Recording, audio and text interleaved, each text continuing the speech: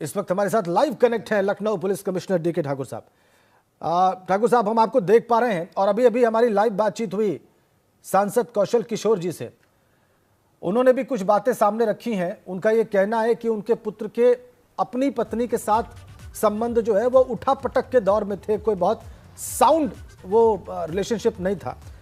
जाहिर सी बात है आप लोग भी इन्वेस्टिगेशन कर ही रहे होंगे, आपकी भी जांच आगे बढ़ी रही होगी। जो जांच आप कर रहे हैं या जिस दिशा में चल रही है, सबसे पहले ठाकुर साहब हमारे दर्शकों को वो बताएं आप।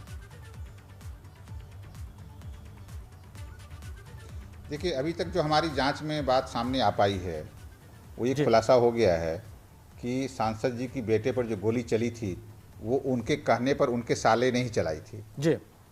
उनके साले जो आदर्श हैं जी, वो हमारे कस्टडी में हैं, हम उनसे पूछताछ कर रहे हैं। और जिस पिस्टल से गोली चलाई गई तो वो पिस्टल भी हमने रिकवर कर ली है जी। अब इसके पीछे वजह क्या थी, आखिर उनके सांसद जी के बेटे ने अपने ऊपर अपने साले से कहकर गोली क्यों चलवाई, इस वजह का खुलासा होना बाकी है जी। इस वजह के बारे में हम लोग को जो अभी तक मात्र एक जानकारी आ पाई है, जो उनके साले ने कही है कि सांसद जी के बेटे इस घटना में कुछ लोगों को फंसाना चाहते थे जी। कुछ नाम भी लिए उन्होंने।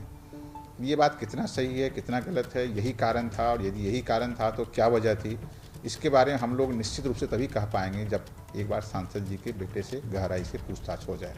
जी। अच्छी बात यह है कि सांसद जी के बेटे खतरे से बाहर हैं, अस्पताल से डिस्चार्ज हो चुके हैं, कहीं चले गए हैं, उन्होंने अपना मोबाइल अभी स्विच ऑफ कर लिया है, अभी हमारे संपर्क में नहीं है। जी। जैसे ही हमारे संपर्क में आते हैं उनसे हम आराम से पूछताछ करेंगे, इसके पीछे षड्यंत्र का, साजिश का या जो कुछ भी है उसके बारे में जानकारी करना चाहेंगे, उसके अनुसार आगे हम कार्रवाई करेंगे। जी ठाकुर साहब, ये बात तो बहुत स्पष्ट आपने कह दी। दो बातें आपने बहुत स्पष्ट आपकी इन्वेस्टिगेशन में सामने आ गई हैं कि सांसद पुत्र ने खुद अपने ऊपर अपने साले से कहकर गोली चलवाई।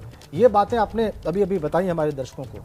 अब ये दो बातें अगर स्थापित हो गई हैं तो जाहिर सी बात है कि आप ये भी तय कर चुके हैं कि सांसद पुत्र दोषी हैं, क्योंकि उन्होंने साजिश करके अपने साले को कहकर अपने ऊपर गोली चलवाई है।